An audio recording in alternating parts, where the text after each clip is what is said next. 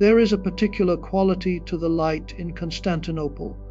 as the afternoon deepens toward evening, a warm and golden radiance that seems to emanate not only from the sun, but from the very fabric of the city itself. Though 1,000 years of accumulated sunlight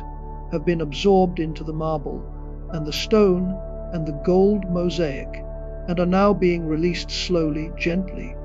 back into the cooling air. Tonight, as you settle into the comfort of your bed and let the tensions of the day begin to soften, we will walk together through this city,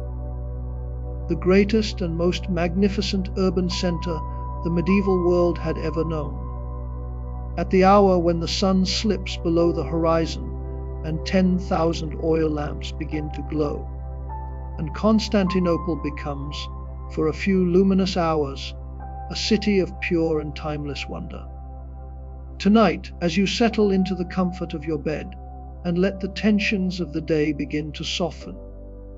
we will walk together through this city, the greatest and most magnificent urban center the medieval world had ever known. At the hour when the sun slips below the horizon and 10,000 oil lamps begin to glow, and Constantinople becomes, for a few luminous hours, a city of pure and timeless wonder.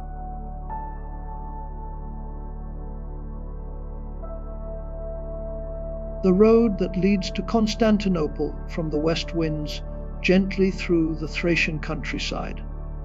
and as you walk it in the late afternoon, the air is warm and still and carries the scent of wild thyme and dry grass, and the faintest trace of wood smoke from some distant farmhouse, and ahead of you, growing larger with every step, the great walls of the city rise against the horizon, like the spine of some vast and ancient creature. And even from this distance of several miles, you can see that they are not like any walls you have encountered before. They are not a single barrier, but three nested lines of defense, each one higher and thicker than the last, and between them runs a broad moat that catches the last amber light of the sun and holds it like a ribbon of molten gold laid across the plain. You are not alone on this road, for the hour before the gates close draws travelers of every description toward the city, like iron filings drawn to a magnet, and you fall into step beside a merchant whose wagon is loaded with bolts of silk so fine that they seem to shift color as the light changes, crimson in the direct sun and deep imperial red in the shadow. He tells you,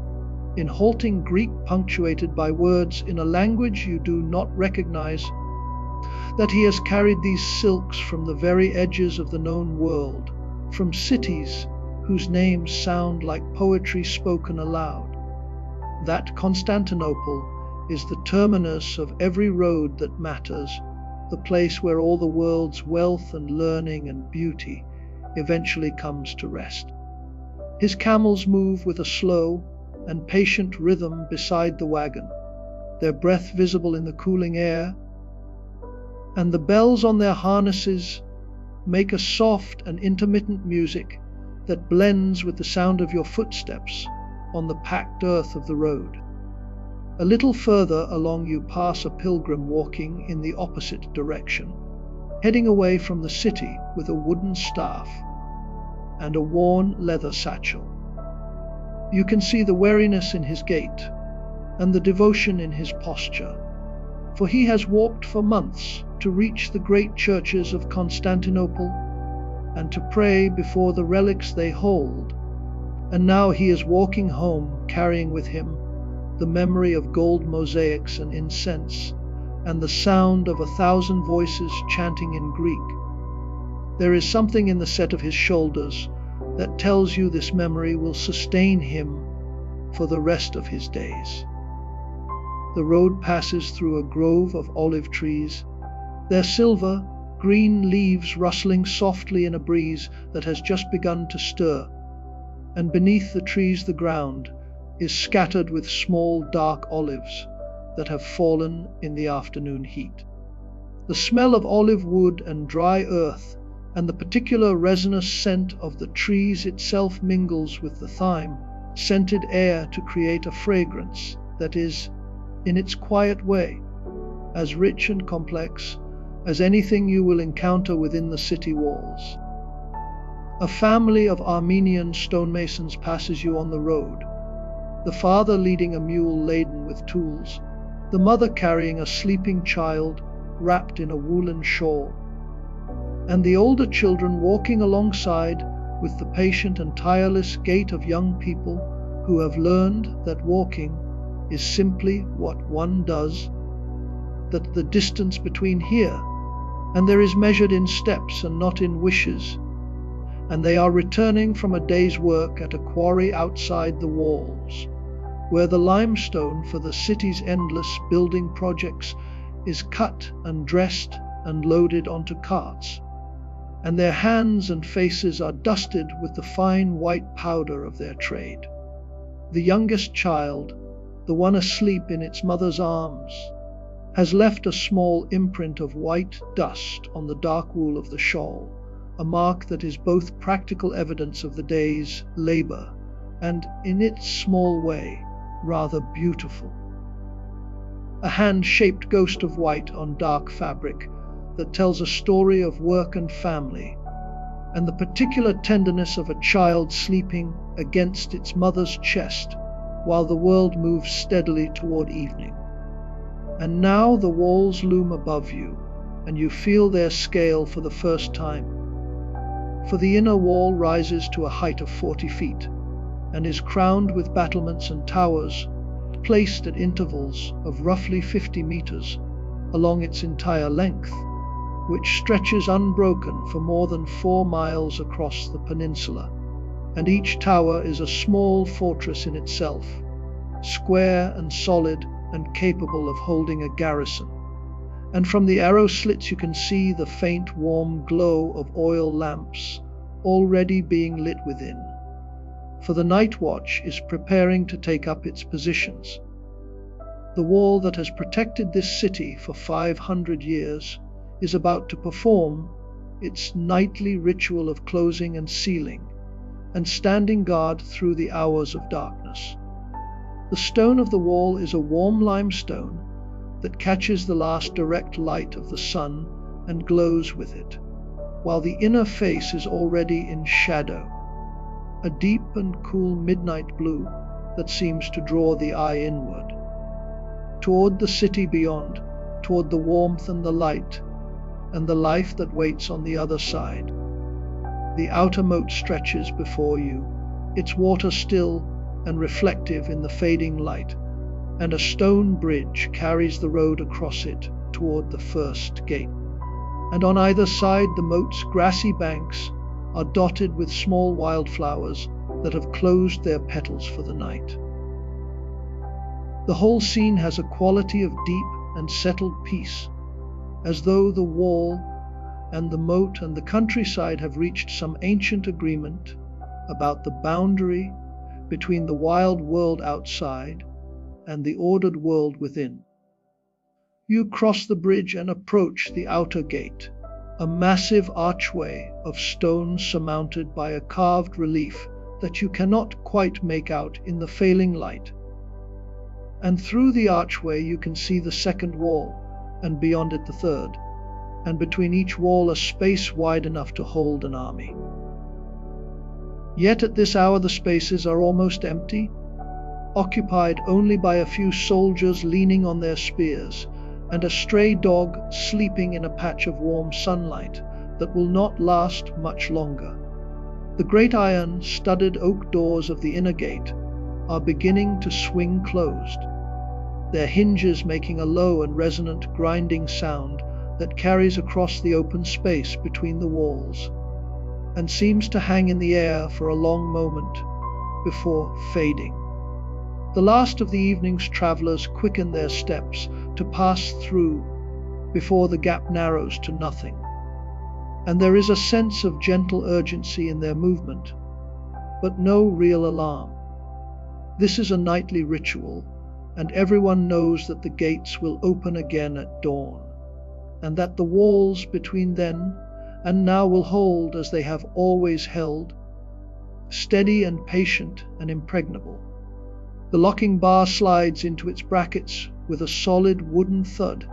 that you feel in your chest more than you hear with your ears,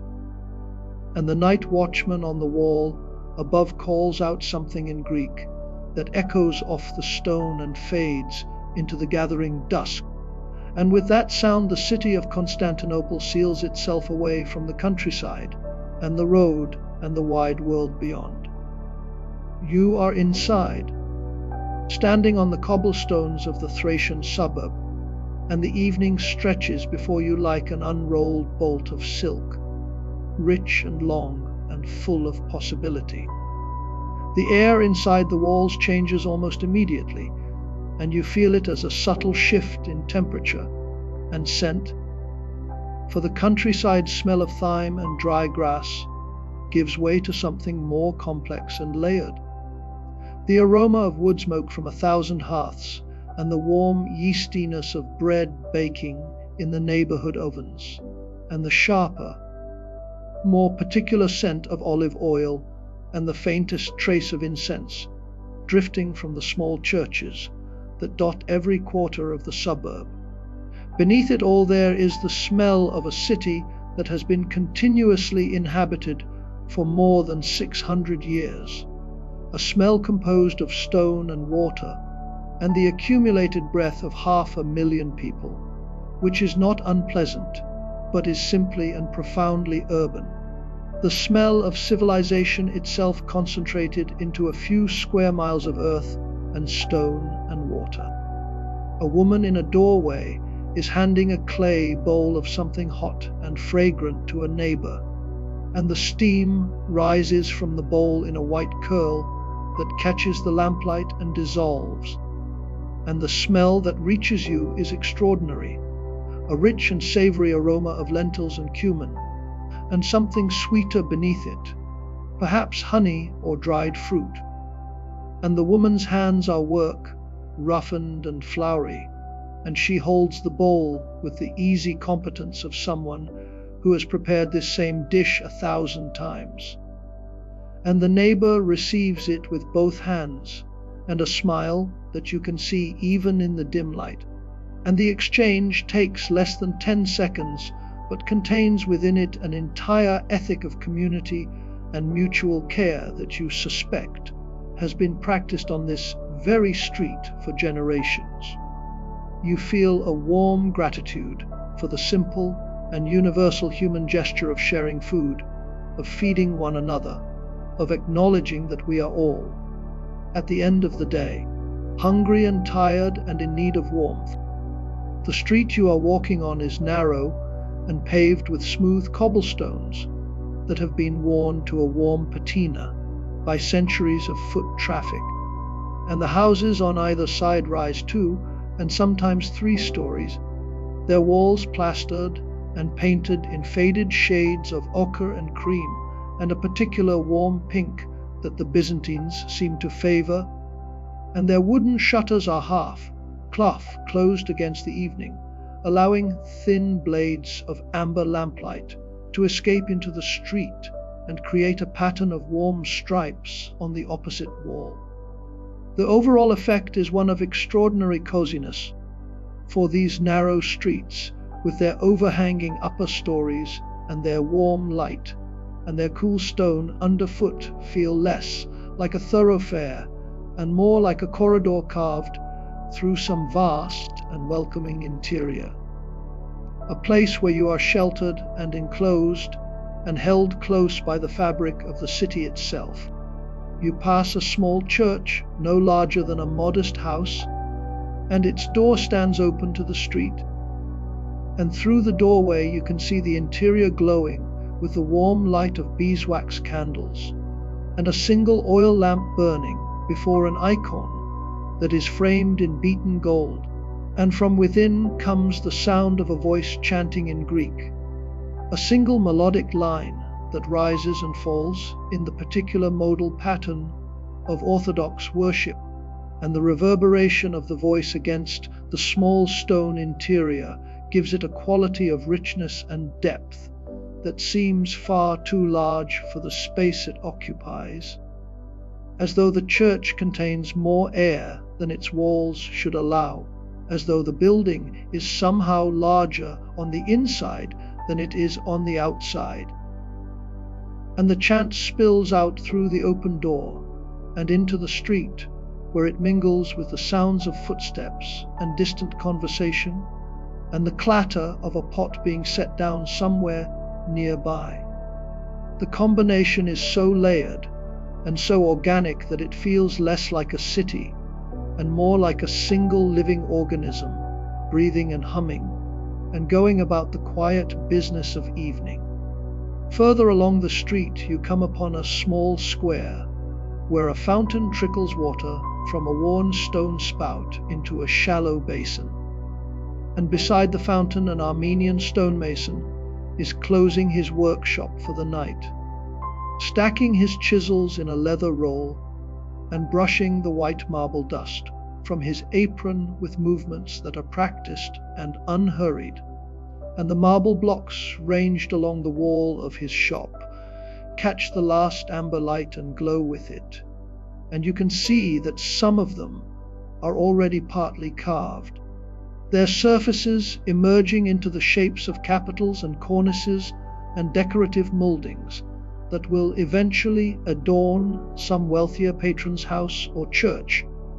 And the quality of the carving is remarkable, the forms flowing and natural despite the hardness of the stone. You understand that this man is part of a tradition that stretches back centuries, that his hands know things about stone that his mind could never articulate, that the buildings of this city are the product not of architects alone, but of thousands of unnamed craftsmen like this one, whose skill and patience and quiet dedication have given Constantinople its particular character of warmth and beauty and enduring solidity. A Venetian trader is arguing with a customs official in broken Greek at the entrance to a small courtyard, his crates of goods stacked beside him, while the official consults a wax tablet with an expression of careful deliberation. And the argument is animated, but not hostile, for this is a daily negotiation, a ritual as familiar to both men as the rising and setting of the sun. And the languages shift back and forth between Greek and Italian, and occasionally a word of Arabic. The whole exchange is a small and perfect illustration of what makes this city so remarkable. For here at the edge of the Thracian suburb, in a modest courtyard that most visitors would pass without a second glance, the languages of half the known world are being spoken in the course of ordinary daily business, and no one finds this remarkable in the slightest. Constantinople has been this way for as long as anyone can remember, a place where the East and the West do not merely meet, but have become so thoroughly intertwined that the distinction has largely ceased to mean anything at all. Further along, in a small courtyard that opens off the street, you glimpse a family gathered around a low table for the evening meal, and the lamplight inside the courtyard is warm and amber colored, and it catches the steam rising from the dishes on the table and turns it into a golden haze, and the sound of quiet conversation drifts out into the street, the particular murmur of people who are comfortable with one another, who do not need to raise their voices because they know that they are heard. And there is a child's voice, high and clear, asking a question that is answered with a patient and gentle tone. And the whole scene is so ordinary and so beautiful and so completely representative of what human life looks like when it is lived well and in the company of those we love, that you pause for a moment at the edge of the courtyard and let the warmth and the light and the sound wash over you.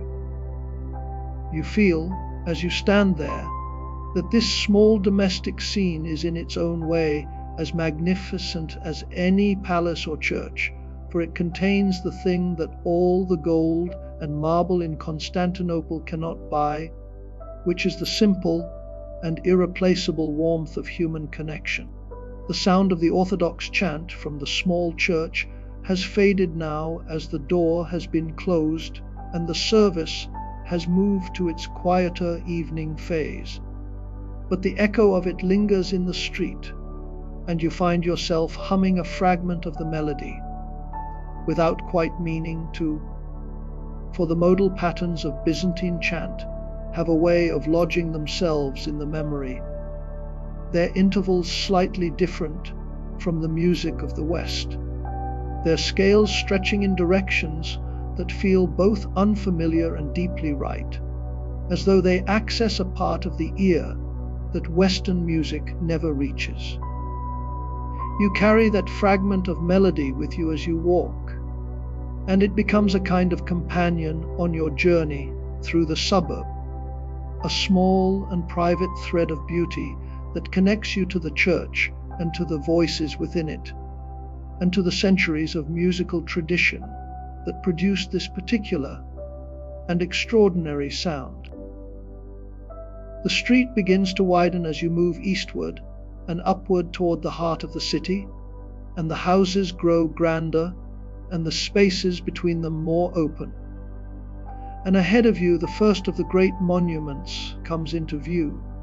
a colonnaded portico that marks the beginning of the Mise, the great processional street that runs like a spine from the land walls all the way to the great palace and the Hagia Sophia and the sea. And the columns of the portico are massive and polished, and they catch the last amber light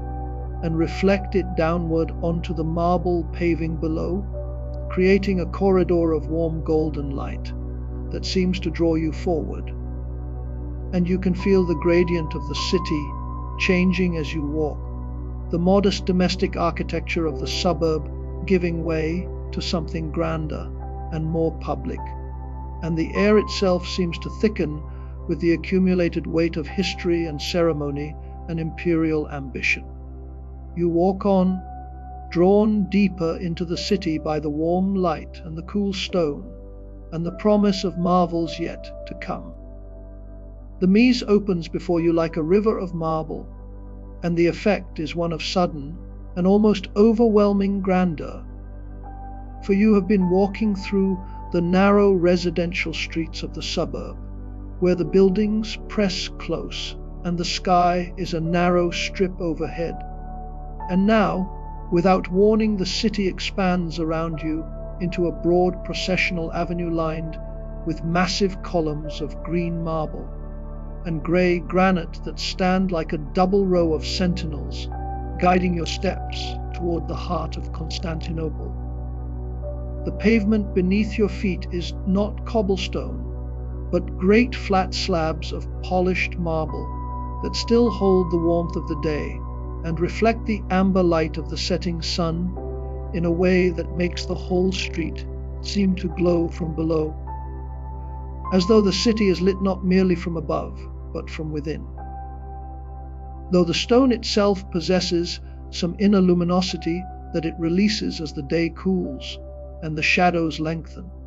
you reach out and let your fingers brush the surface of one of the green marble columns,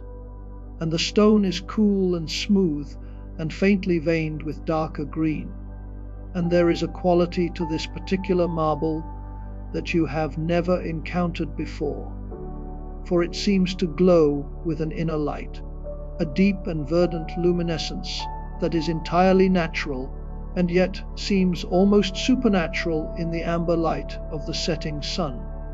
The surface is so highly polished that you can see a blurred reflection of your own hand in it, as though the column is a dark mirror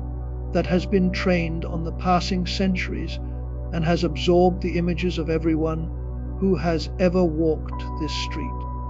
The feeling of the marble beneath your fingertips is remarkably soothing, cool and smooth and slightly yielding. as though the stone is not entirely solid, but has a faint and almost imperceptible give to it. The sensation grounds you in the present moment,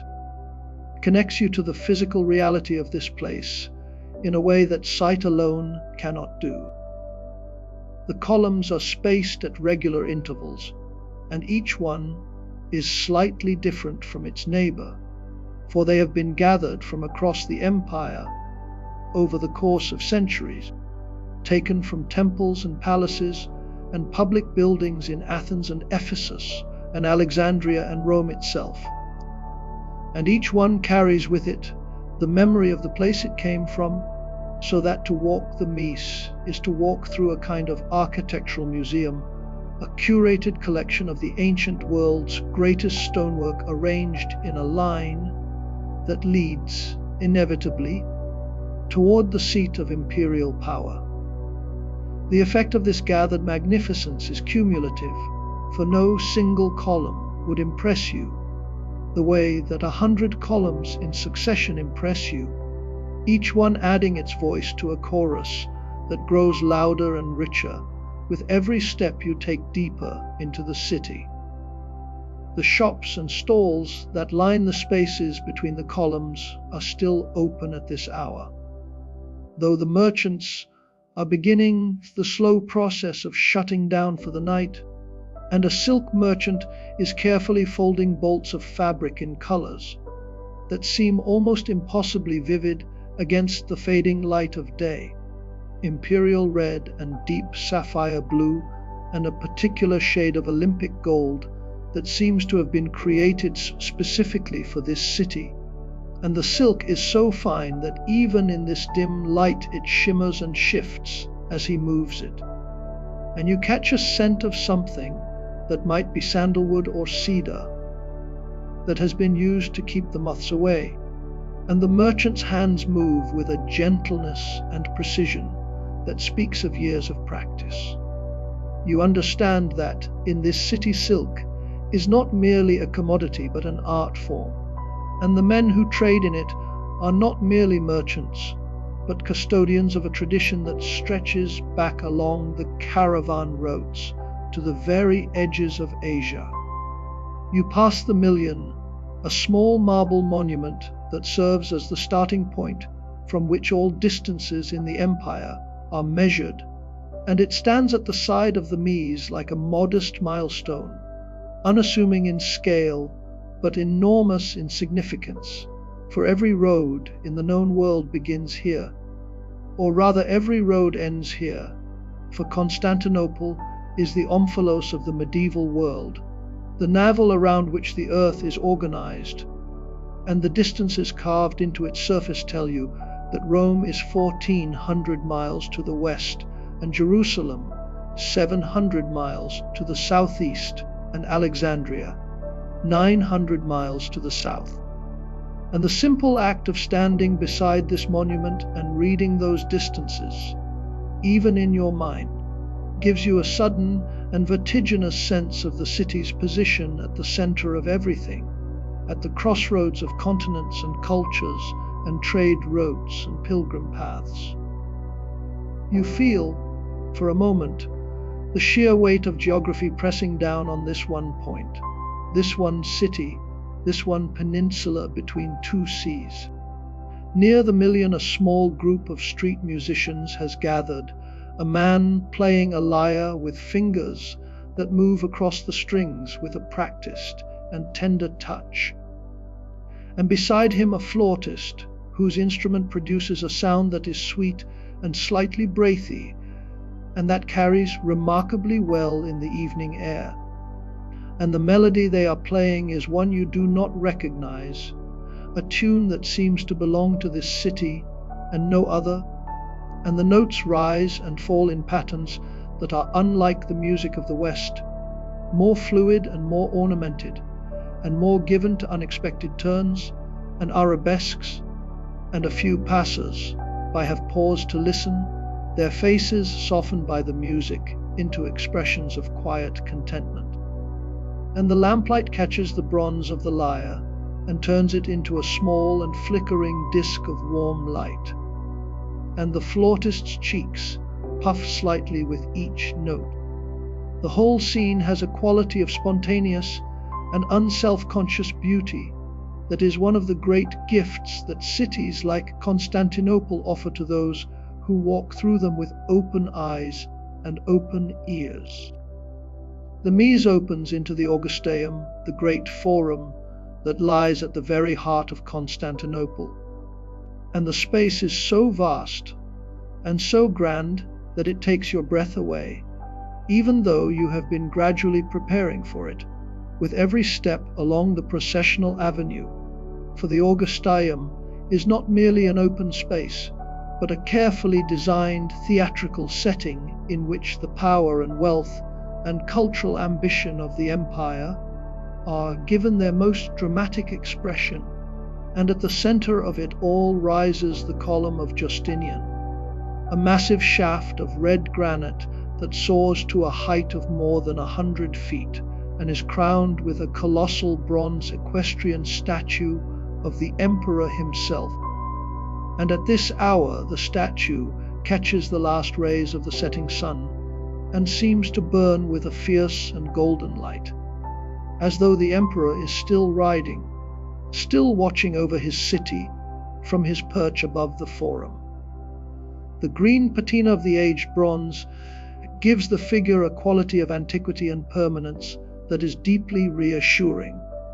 as though nothing in this world could ever disturb the eternal vigil of this horse and rider silhouetted against the amber sky. The bronze of the equestrian statue has oxidized over the centuries to a deep and rich green, and this green catches the last light of the sun and holds it, so that the figure of the emperor and his horse seem to glow from within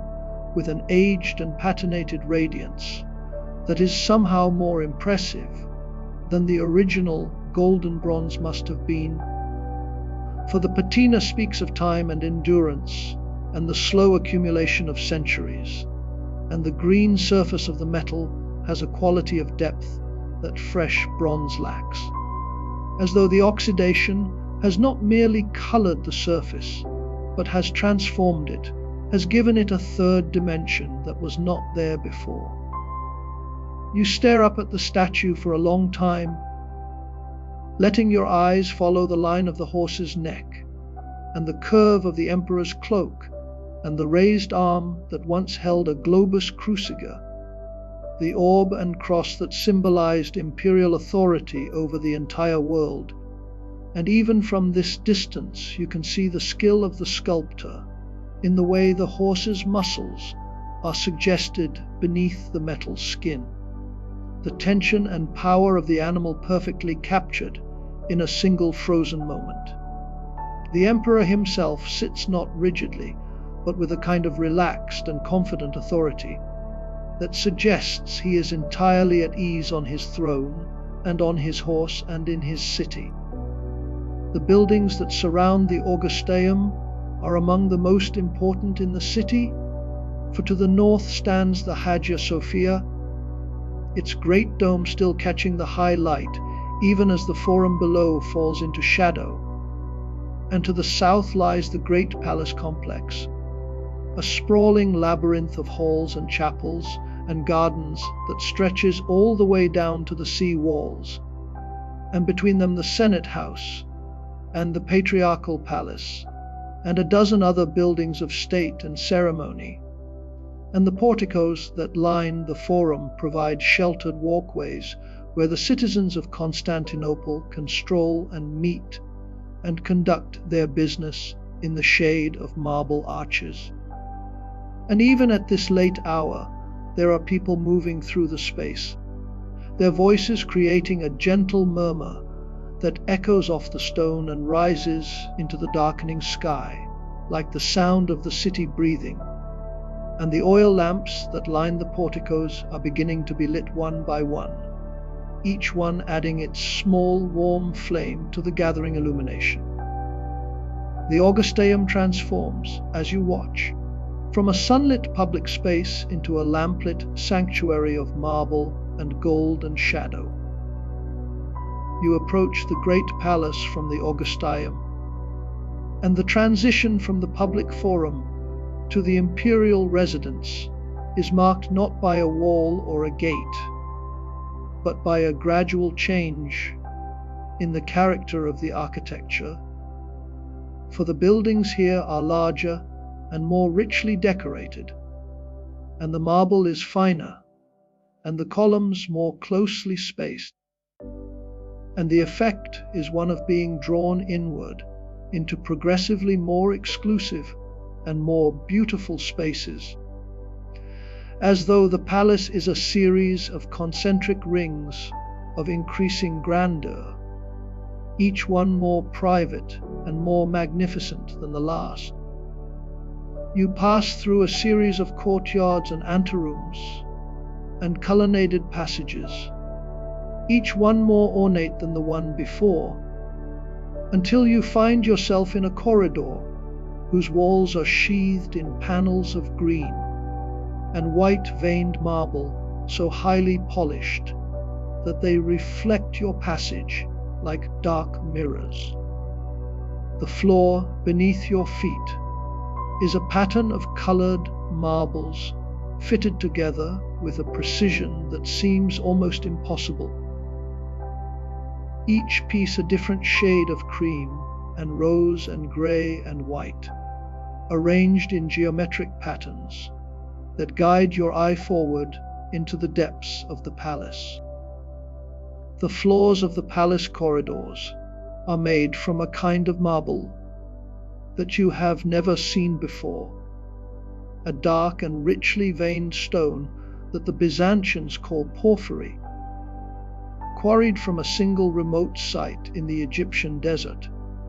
and reserved exclusively for imperial use. And its color is a deep imperial red shot through with lighter veins that catch the lamplight and gleam like threads of molten copper. And to walk on this stone is to walk on something that was once the exclusive prerogative of emperors. The sensation of it beneath your feet is one of cool solidity, a reassuring weight and density that speaks of permanence and of a tradition of craftsmanship that stretches back to the time of the pharaohs and beyond. The gold mosaics begin here,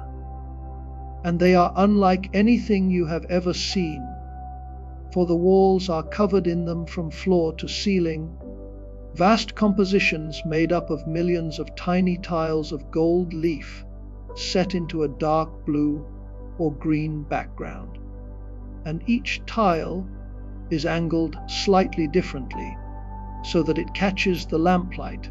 in a slightly different way. The cumulative effect is one of a surface that seems to shimmer and breathe and glow with an inner radiance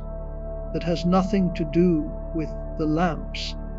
that illuminate it, and everything to do with the gold itself, which seems to possess some quality of light that is entirely its own. Though the metal has absorbed centuries of candlelight and sunlight and lamplight, and is now releasing it all at once in a warm and continuous emanation that transforms the walls from flat surfaces into something that feels almost alive. The mosaics depict emperors and empresses in their ceremonial robes, and hunting scenes with horses and hounds and leopards, and processions of dignitaries bearing gifts. And in one vast panel, Christ Pantocrator gazes down from a medallion of gold with eyes that seem to follow you as you walk. The effect of those eyes in the flickering lamplight is extraordinary, for they seem to contain not merely an image, but a presence, a watchfulness that is not threatening, but is simply and profoundly attentive, as though the divine is keeping a quiet and patient vigil over all who pass beneath. You enter the Chrysotriclinos, the golden reception hall that is the ceremonial heart of the palace. And the name means exactly what it suggests. For this room is golden in a way that goes beyond mere decoration. For its ceiling is a shallow dome covered entirely in gold mosaic that catches the light of dozens of oil lamps and reflects it downward in a warm cascade that bathes the entire room in a soft and golden glow. And the walls are sheathed in marble of such quality and such polish that they seem almost liquid, and the floor is a pattern of onyx and porphyry and colored marbles that gleams like a frozen pool of honeyed light, and the overall effect is one of being inside a jewel, inside a hollowed out space in some vast and golden gemstone. And the air in the room is warm and still and carries the scent of rose water and cedar and the faintest trace of the frankincense that was burned here earlier in the day during the emperor's audiences. You feel that you have entered a space that exists on the boundary between the earthly and the celestial, a room that was designed not merely to impress, but to transcend, to lift the mind from the concerns of the material world and carry it, however briefly, into a realm of pure and golden light. You notice that the marble walls of the Chrysotriclinos are not merely sheathed in stone, but are composed of an extraordinary variety of marbles gathered from across the empire. And each panel is a different color and a different pattern of veining, so that the walls themselves form a kind of abstract painting in stone, a composition of cream and rose and gray and green and imperial red that shifts and changes as you move through the room. And the effect of all these different marbles in one space is one of overwhelming richness, as though the earth itself has been opened and its most beautiful interiors have been laid bare and brought here to this one room. You understand that the emperors who commissioned this space were not merely displaying wealth, but were making a statement about the reach of their empire, about their ability to bring the most beautiful stones from the most distant quarries and assemble them in a single room. The room is, in this sense, a map of the empire rendered in marble, each panel a province, each vein a trade route, each color a different corner of the known world brought home and given a permanent place in the heart of imperial power. Through an archway you glimpse a palace garden, and even in the fading light, it is beautiful beyond description. For the Byzantines have brought their love of geometric order to the cultivation of plants, and the garden is laid out in a series of rectangular beds separated by paths of white marble, and in each bed roses and jasmine and lilies grow in careful arrangements of color and height. And at the center a small marble fountain sends a thin stream of water into the air, and the sound of that water reaches you as a gentle and continuous murmur that seems to belong to the garden, the way a heartbeat belongs to a body. And the cypress trees that stand at the corners of the garden are dark and still in the twilight, their forms as perfectly conical as though they had been carved from green stone. The whole scene has a quality of cultivated tranquility that is deeply soothing as though the garden represents a small and perfect corner of paradise that has been planted here in the middle of the greatest palace in the world. A reminder that even emperors need a place where the air is cool and the water murmurs and the roses release their fragrance into the evening calm. The sounds of the palace at this hour are muffled and intimate, for the great ceremonial spaces are empty now, and the emperor has withdrawn to his private apartments. And what you hear is the domestic music of a vast household preparing for the night, the clink of silver and glass as servants set tables for evening meals, the murmur of conversation in several languages, drifting through open doorways, the distant and muffled notes of a stringed instrument being played somewhere deep in the residential quarters, and beneath it all the low and continuous sound of the palace settling into itself, the subtle creaking of beams and the settling of stone and the movement of air through corridors and courtyards, and the scent that accompanies these sounds is equally layered and complex. For the roasting of lamb with thyme mingles with the sweetness of honey, cakes cooling on a kitchen counter, and the floral warmth of rose water that seems to permeate every room and corridor, and occasionally a sharper scent of burning cedar rises from a brazier in some anteroom where incense is still being offered. The combination is so rich and so particular to this place and this hour that you feel you could identify this palace by its scent alone, even with your eyes closed, even in complete darkness. You move through the palace toward its seaward side, following corridors that gradually descend and open and eventually give way to the Bucolion, the wing of the great palace that faces the Sea of Marmara. And as you walk, the character of the light changes, for the lamplight that illuminated the interior corridors gives way to the last natural light of the evening coming through windows that face west. And this light is cooler and more diffuse than the golden glow of the interior, a pale amber that carries with it the quality of the sea and the sky and the vast open space beyond the walls. And through these windows you catch your first glimpse of the Marmara, and the sight of it stops you in your tracks,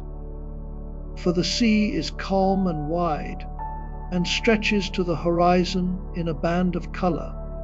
that shifts from warm copper near the shore to a deep and luminous deep teal in the distance. The sky above it is turning from amber to rose to the first hints of midnight blue, and a single merchant vessel with a furled lateen sail moves slowly across this expanse, like a dark shape gliding through a dream. You lean on the marble balustrade and look down at the water immediately below the palace wall, and the sea is so clear at this point that you can see the stone blocks of the wall continuing down beneath the surface, descending into water that darkens from teal at the surface to a deep and almost black midnight blue at the bottom, and small fish are visible in the shallows, their bodies silver and quick, darting between the stone blocks and then pausing, suspended in the water with a stillness that seems impossible for something so alive. And the play of light on the water and on the fish and on the stone creates a scene of such layered beauty that you find yourself holding your breath, not from effort, but from a desire not to disturb the perfection of the moment. The salt air fills your lungs with each breath, and the sound of the water lapping against the stone is a gentle and steady rhythm that seems to match the beating of your own heart. The Bucolian Palace opens onto a series of marble balconies that project from the sea walls and hang directly over the water. From these balconies, the emperor could watch ships enter and leave the imperial harbor, and the private harbor itself is a small and perfect basin cut into the sea walls, with marble steps descending to the water's edge, and a few gilded barges moored to stone posts. And the water in the harbor is so still that it reflects the palace above it like a dark mirror, and the lamplight from the windows creates columns of warm amber light that descend from the arches and touch the surface of the water and shatter there into 1,000 tiny reflections that ripple and reform with the gentle movement of the tide. And the effect is one of a palace that exists in two copies, one built of marble and gold above the waterline, and one built of light and reflection below it. The two versions are not quite identical, for the reflected palace shimmers and wavers and breathes in a way that the real palace does not. In some moods, at some hours, the reflected palace seems more beautiful than the original, more alive, more like a vision of what a palace ought to be, rather than what a palace actually is. The private harbor below the Bucolian is so still at this hour that you can see individual fish moving in the shallows near the marble steps, their bodies catching the reflected light from the palace above and flashing silver as they turn. And the water at the harbor's edge is so clear that you can count the individual stones on the bottom, each one worn smooth by centuries of water and tide,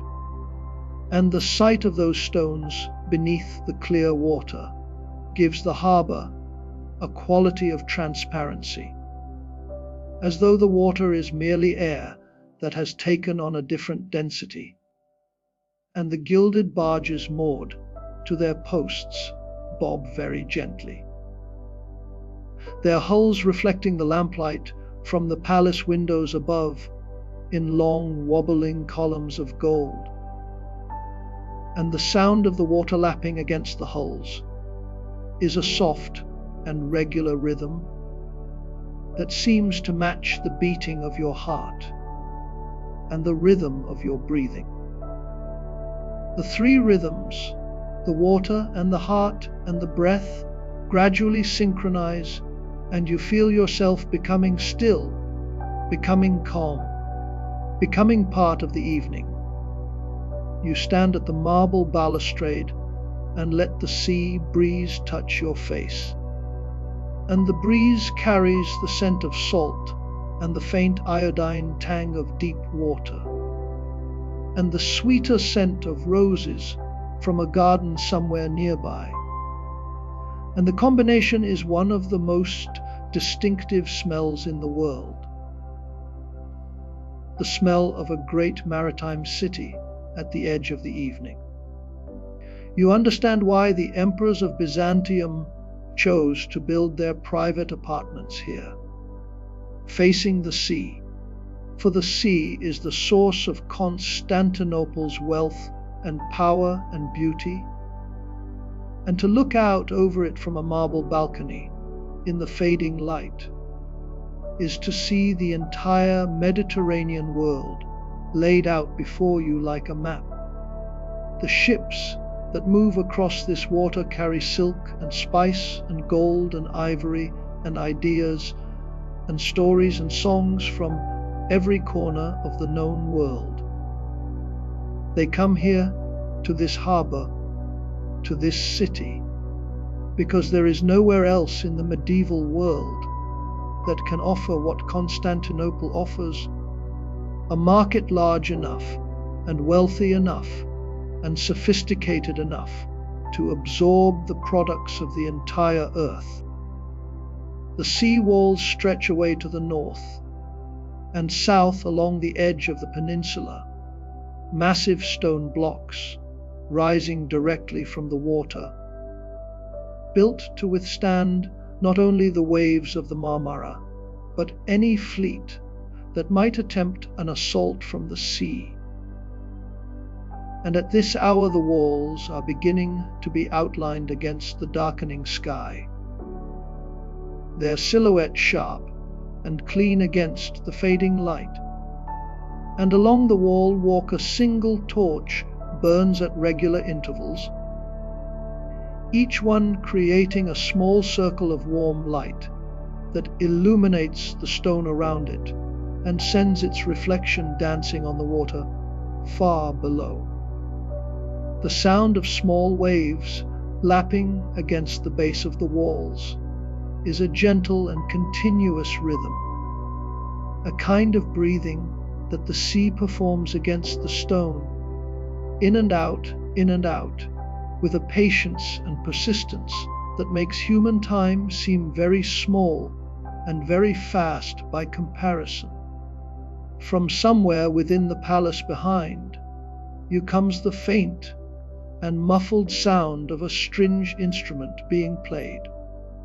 perhaps a canon or a lyre. The notes are slow and modal and seem to belong to the evening in the same way that the salt air and the stone and the darkening water belong to it. And the music drifts out through an open window and across the balcony and out over the sea, where it mingles with the sound of the waves and the cry of a single gull circling overhead. And the combination is so beautiful and so right that you feel tears pricking at the corners of your eyes, not from sadness, but from the sheer overwhelming beauty of a moment in which every element has come together in perfect and effortless harmony. The light and the sound and the scent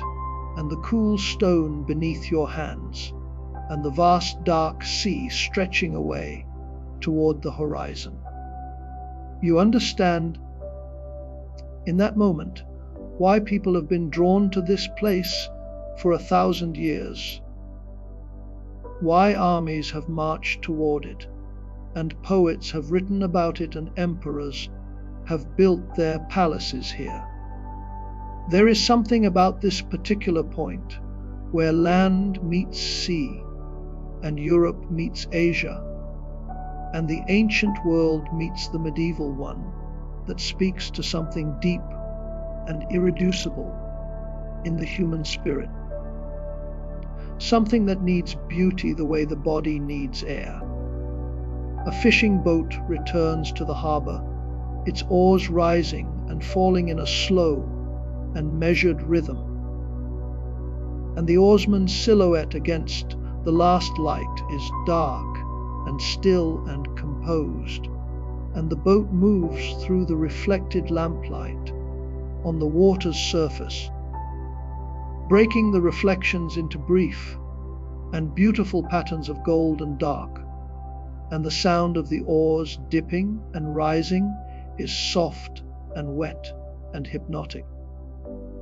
You watch the boat come closer and closer until it slides alongside the marble steps, and the oarsman secures it to a post and climbs the steps with the easy grace of a man who has performed this action 10,000 times before, carrying with him the evening's catch in a basket that drips with salt water, and the smell of fresh fish mingles with the salt air and the rose scent. And the evening deepens around you, and the sea turns from copper to deep teal to midnight blue. The last light on the horizon fades to a thin and luminous line that holds on for a long time before it finally surrenders to the dark. You leave the palace and walk back through the Augustaeum, and now the Forum has fully transformed into its evening character. The oil lamps along the porticos burning steadily and casting their warm circles of light across the marble pavement, and the column of Justinian rises above the Forum like a dark finger pointing at the stars that are just beginning to appear in the deepening midnight blue of the sky, and the equestrian statue at its summit has lost its golden fire and is now a dark silhouette. But there is something about that silhouette that is more impressive than the sunlit original,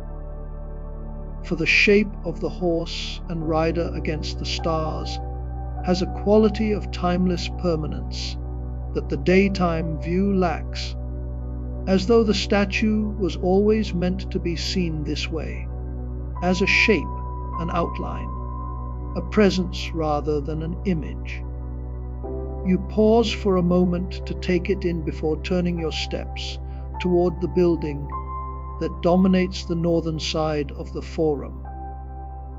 and that has been drawing your eye and your imagination since the moment you first glimpsed its dome above the rooftops. As you walk toward it across the Augustaeum, the building grows larger and larger in your field of vision, and you become aware of a quality that is difficult to name, but impossible to ignore, a sense of immense and accumulated spiritual energy that seems to radiate from the building like heat from a furnace. And this energy is not aggressive or overwhelming, but is simply and powerfully present, a vast and patient force that has been building in this spot for 500 years as millions of people have brought their prayers and their hopes and their griefs to this place. The building has absorbed all of it, all of that human longing and devotion, and is now radiating it back into the world like a stone that has been warmed by centuries of sunlight and releases its stored heat slowly, gently, into the cooling evening air. The Hagia Sophia, the Church of the Holy Wisdom, stands before you now in all its immense and singular beauty, and even from the outside. Even at this hour, when the light is fading and the details are beginning to blur into shadow, the building communicates something that no description can fully capture, a sense of scale and ambition and spiritual purpose that goes beyond architecture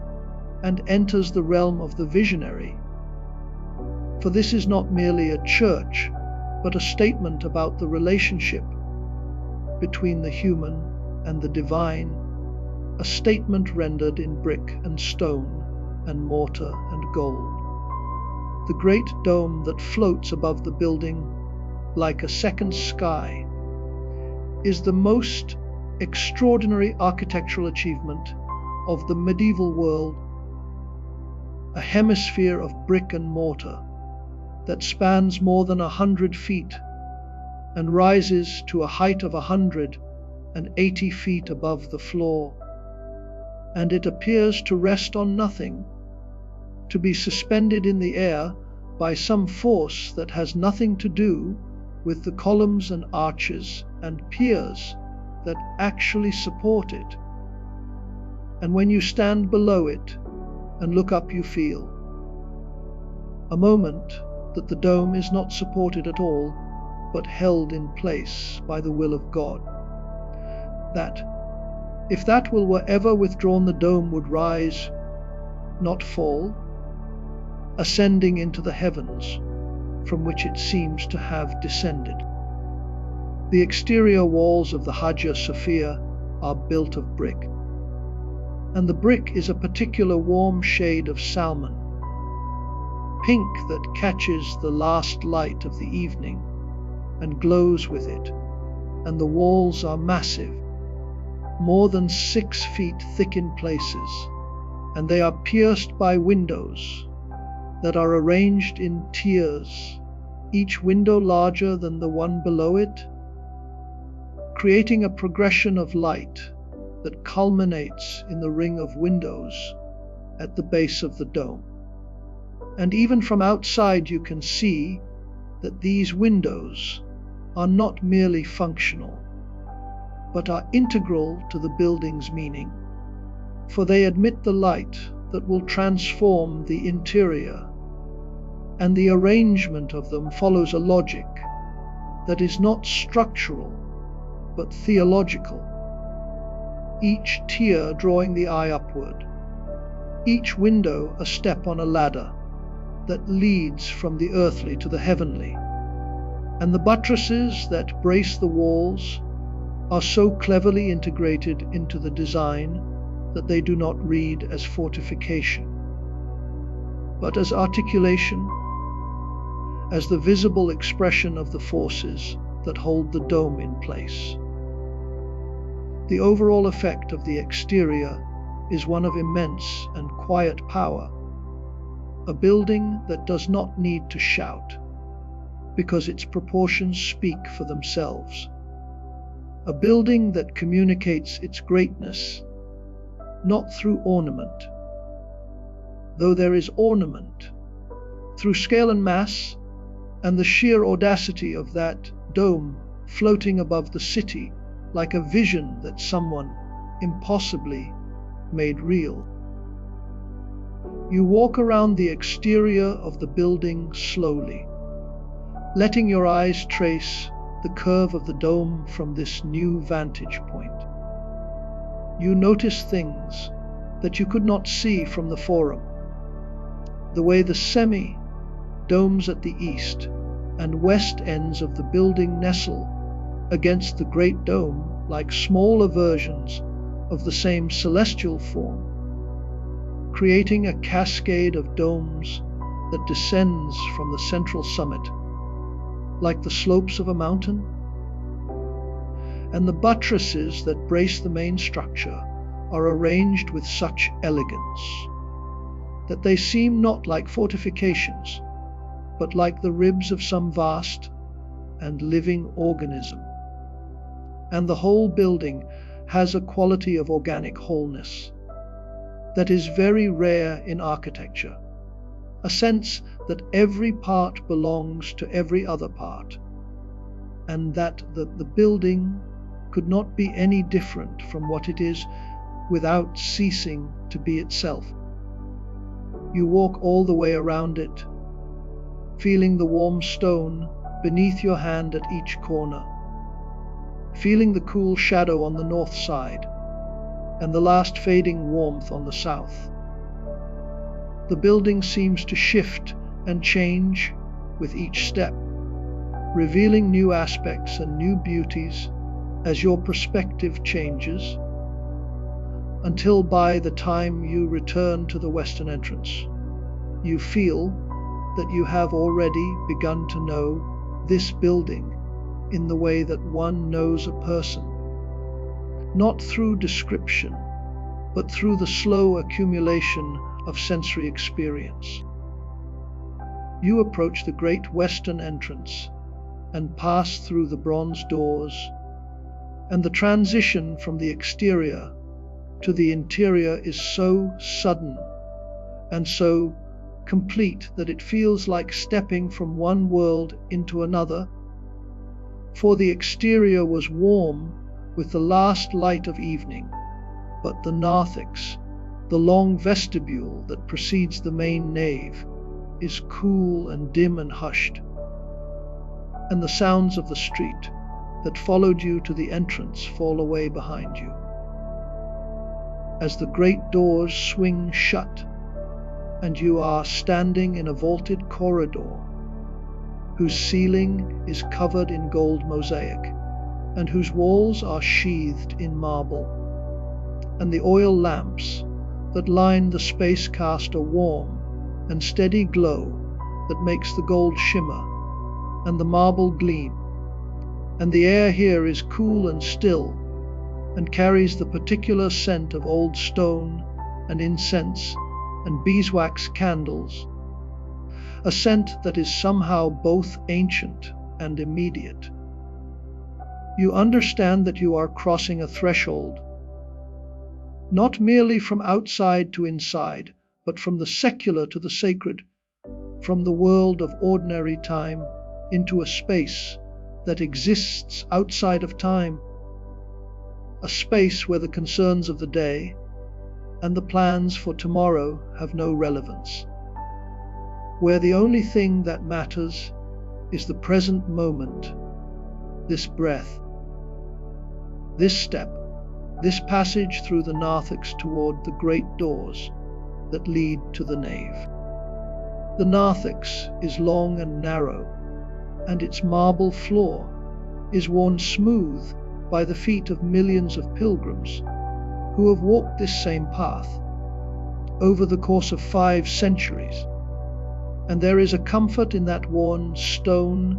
beneath your feet, a sense of being joined to a vast and continuous stream of human beings who have come to this place seeking the same thing you are seeking, which is not merely beauty or wonder, but something deeper and harder to name. A moment of connection with something that is larger and older and more enduring than any single human life. And the gold mosaics on the ceiling above you depict scenes from the life of Christ and the Virgin, rendered in tiny tiles of gold leaf that catch the lamplight and seem to pulse with a gentle and continuous radiance. You walk slowly beneath them, letting your eyes adjust to the dim light, letting your breathing slow, letting the pace of the city that you carried with you through the streets and the palace fall away,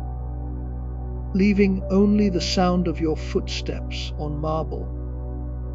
and the faint and distant echo of a chant that is already beginning somewhere in the nave beyond the great bronze doors ahead.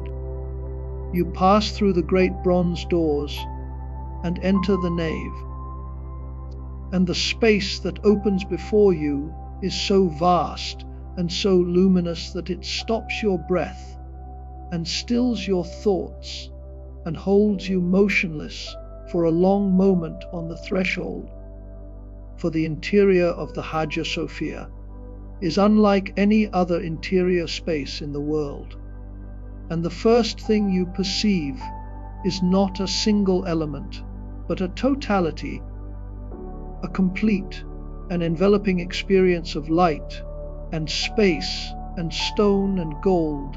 that is so overwhelming in its beauty and its scale that the mind cannot process it all at once, but must absorb it gradually.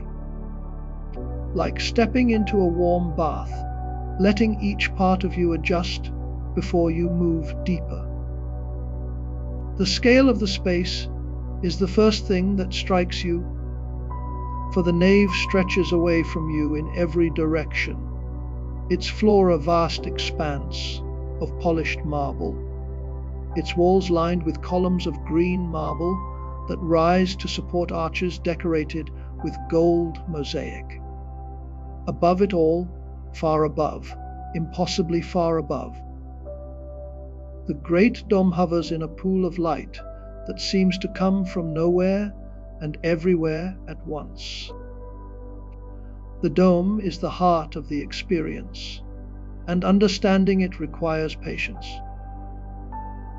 For the dome does not reveal itself all at once, but unfolds slowly as your eyes adjust to the light, and your mind begins to comprehend the scale. And what you eventually perceive is this: the dome appears to float above the nave without any visible means of support. And this illusion is achieved through a masterwork of engineering,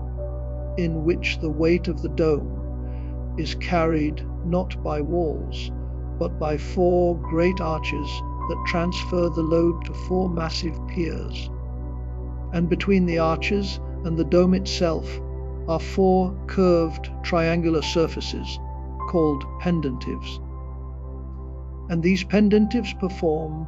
the seemingly impossible task of translating the square plan of the arches into the circular plan of the dome. The result is that the dome appears to be suspended in the air by the light itself, by the 40 windows that encircle its base and admit a ring of light that separates the dome from the walls below it. And this ring of light is the most extraordinary feature of the building. It makes the dome seem weightless, makes it seem as though it is not resting on the structure, but hovering above it, held in place by some force that is not structural, but spiritual. When you stand in the center of the nave and look up, you feel that the dome is not above you, but around you, not a ceiling, but a sky, a second and more perfect sky that has been created by human hands to bring the heavens down to earth. The gold mosaics that cover the dome and the semi-domes and the upper walls are the reason this space glows the way it does. For the gold leaf tesserae are set at slightly different angles across their surfaces, and this means that they catch the light from the windows and from the oil lamps in a way that is constantly shifting and never quite the same from one moment to the next. And the effect is one of a surface that is alive, that shimmers and pulses with a warm and continuous radiance that seems to emanate from within the gold itself, rather than being reflected from external sources. And in the great semi-dome of the apse, the mosaic depicts Christ Pantocrator, Christ the Almighty, and the figure is rendered entirely in gold against a background of deep midnight blue. And the hand is raised in blessing, and the eyes gaze downward with an expression that is not severe, but is simply and profoundly present. And those eyes, rendered in tiny tiles of gold leaf, catch the lamplight in a way that makes them seem to glow, to burn, to watch you with an attention that is both comforting and overwhelming, and you find that you cannot look away from them. You do not want to, for there is something in that golden gaze that meets a need you did not know you had, a need to be seen, to be known, to be held in the attention of something vast and ancient and eternally patient. On the 4 pendentives that support the dome are mosaics of the 6 winged seraphim, the angelic beings described in the visions of the prophet Isaiah as surrounding the throne of God and crying, "Holy, holy, holy." And these seraphim are rendered in gold mosaic with wings spread wide, and the gold of their wings is a deeper and richer tone than the gold of the dome. Almost a copper gold, almost an imperial red gold, and the faces of the seraphim are turned outward, gazing down into the nave from their positions at the 4 corners of the dome. And the effect of these four angelic presences looking down from above is one of being watched over, of being held within the gaze of celestial beings who have been keeping their vigil in this same spot for 500 years, unchanging and unmoving, their golden eyes following you as you walk across the marble floor. You feel, as you walk, that you are not merely a visitor in this space, but a participant in something that has been going on for centuries and will continue for centuries after you have left. A continuous act of worship and wonder that the building itself seems to perform even when no human voice is raised in prayer. And now the chanting begins, and it rises from somewhere in the depths of the nave. A single male voice chanting in Greek a melody that follows the ancient modal patterns of Orthodox worship. The acoustics of the Hagia Sophia are so remarkable that the voice seems to come from everywhere and nowhere, from the walls and the floor and the dome itself, and the reverberation is so long and so rich that each note hangs in the air for 5, 6, 7 seconds after it is sung, overlapping with the next note and the next, creating a dense and layered tapestry of sound that fills every corner of the vast space and wraps around you like a warm and living garment. And the words of the chant are in Greek, but the meaning is almost secondary to the sound, for the melody itself is a form of prayer, a vocalization of something that goes beyond language, and the voice rises and falls in long and sinuous phrases that seem to follow the curves of the dome above, tracing the arches with sound the way the mosaics trace them with gold. And you stand in the center of the nave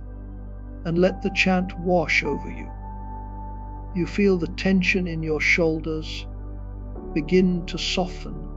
and the pace of your breathing begin to slow,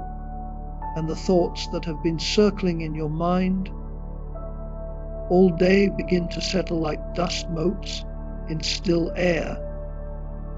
And the incense that is being wafted from a censer somewhere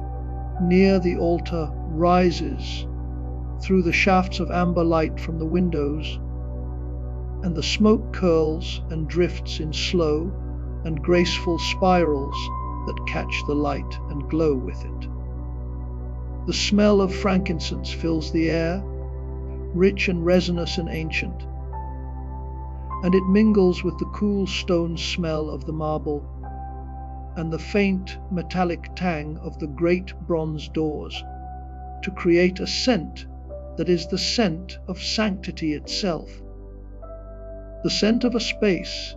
that has been dedicated to the divine for 500 years, and that carries that dedication in every stone and every tile and every particle of air. The light in the Hagia Sophia changes now, for the last of the daylight is fading, and the windows that ring the base of the dome are turning from gold to rose to deep blue. The gold mosaics are shifting in response, their radiance dimming from bright to warm to a soft and glowing amber that seems to come not from the light, but from the gold itself, as though the mosaics are storing the last light of day and releasing it slowly into the evening. And the columns of green marble, which were bright and reflective in the daylight, are now dark and mysterious, their surfaces holding deep pools of shadow between the highlights of the oil lamps. And the overall effect is one of the space settling into a deeper, and more contemplative mode, as though the church is preparing for the night, drawing its beauty inward, becoming not less beautiful but more intimate, more personal, a space that no longer dazzles but invites, that no longer overwhelms but embraces, and the chanting continues, lower now, slower,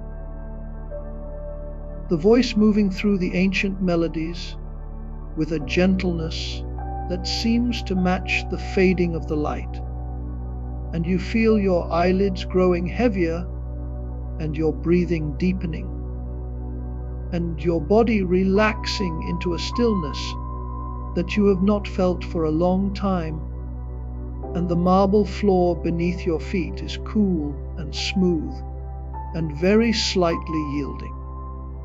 as though the stone has absorbed the prayers of 5 centuries and is now offering them back to you as a kind of gentle and continuous support. You let yourself be supported, let yourself be held,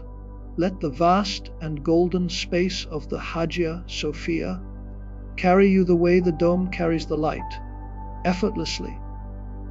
gracefully, with a patience and a tenderness that has no limit and no end. You leave the Hagia Sophia through a side door and enter the winding streets that lead toward the commercial heart of the city. And the transition from the sacred hush of the great church to the more ordinary sounds of the city is gradual, for the streets around the Hagia Sophia are wide and open, and the sound of your footsteps echoes on the marble paving. But as you move south and west, the streets narrow, and the paving gives way to cobblestone, and the buildings press closer, and the sounds of domestic life begin to replace the reverent silence of the church, the clatter of a pot being washed, the murmur of a conversation in a language you do not recognize, the bark of a dog somewhere in the distance. The air changes too, losing the incense scent of the church and acquiring instead the layered and complex aromas of the marketplace. Cumin and cinnamon and saffron, and the warm sweetness of honey, and the sharper tang of leather, and the particular dusty smell of bolts of fabric being handled and folded and stacked. The Grand Bazaar opens before you, a vast covered market whose streets are lined with stalls and shops beneath vaulted ceilings of brick. And at this hour, the bazaar is in the process of closing, which means that the energy of the place is winding down rather than building up. And there is a particular beauty in this winding down, for the merchants are performing the nightly ritual of shutting their stalls with the same care and attention they bring to opening them in the morning, and each action has a quality of completion and satisfaction about it. The folding of silk, the sweeping of the stone floor, the counting of coins into leather pouches, the closing of wooden shutters with a sound that is solid and final and reassuring. The lamplight that fills the bazaar's covered streets creates a warm and golden world that feels entirely separate from the darkening sky above the roof, though the bazaar exists in its own pocket of time and light, a small and self-contained universe of commerce and craftsmanship that goes about its nightly closing with the quiet dignity of a ritual that has been performed without interruption for hundreds of years. A spice merchant near the entrance to the bazaar is carefully covering his open boxes of saffron and cinnamon and pepper. The colors of the spices in the warm lamplight are extraordinary, for the saffron threads glow like tiny filaments of Olympic gold, and the cinnamon sticks are a deep and rich warm brown, and the peppercorns are dark and glossy and catch the light in small bright points. And the air around the stall is thick with a fragrance that is so complex and so layered that you can distinguish individual notes within it. The sweet warmth of the cinnamon, and the sharp earthiness of the cumin, and the floral delicacy of the saffron, and each breath you take carries a different combination of these scents. And the effect is intoxicating in the gentlest possible way, not overwhelming, but simply and profoundly pleasant. You understand why the spice trade has been one of the great drivers of human commerce for thousands of years. For these substances have the power to transform food and drink and air itself into something richer and more complex than it would otherwise be. The merchants who carry them across deserts and mountains and seas are not merely traders, but the custodians of one of civilization's most ancient and most essential luxuries. Near the center of the bazaar, a bookbinder is closing his small shop, stacking leather, bound volumes on wooden shelves, and covering them with cloth to protect them from the dust. And the sight of those books is a reminder that Constantinople is not merely a commercial center, but an intellectual one, a city where manuscripts are copied and illuminated,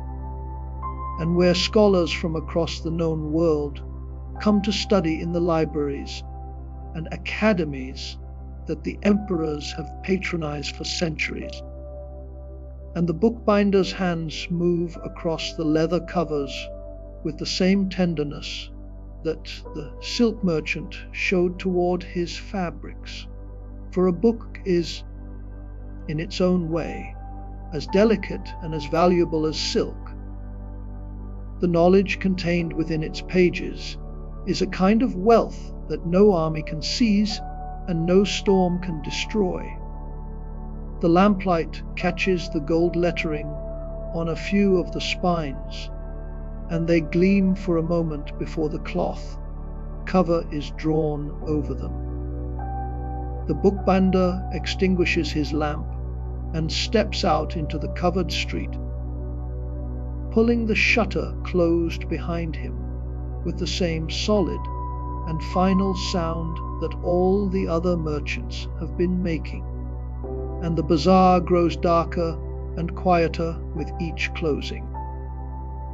In a stall near the center of the bazaar, a potter is packing the last of his wares into straw-lined crates. The ceramics he sells are among the most beautiful you have ever seen. Bowls and plates, and jugs glazed in colors that range from a deep cobalt blue to a luminous turquoise to a warm amber that matches the lamplight itself.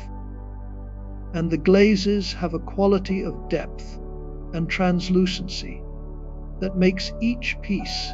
seem to contain light within its surface rather than merely reflecting it from without. And the potter wraps each piece in cloth with the care of a man handling something precious. For each bowl represents days of work, the mixing of the clay, the shaping on the wheel, the first firing, the application of the glaze, the second firing at precisely the right temperature. And any one of those steps going wrong would mean starting over. The patience and skill required to produce these objects is a reminder that the beauty of Constantinople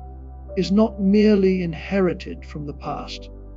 but is being created every day by the hands of thousands of craftsmen, like this one, each one contributing his small and essential part to the continuous and never-ending work of making this city beautiful. A silk merchant at the far end of the covered street is folding bolts of fabric with movements that are slow and practiced and almost tender, for silk is the most delicate and the most valuable of all the goods traded in the bazaar. And the colors of the silks in the lamplight are so vivid that they seem to generate their own light, a deep imperial red that glows like embers, and a sapphire blue that shimmers like deep water, and an Olympic gold that seems to pulse with a warmth of its own.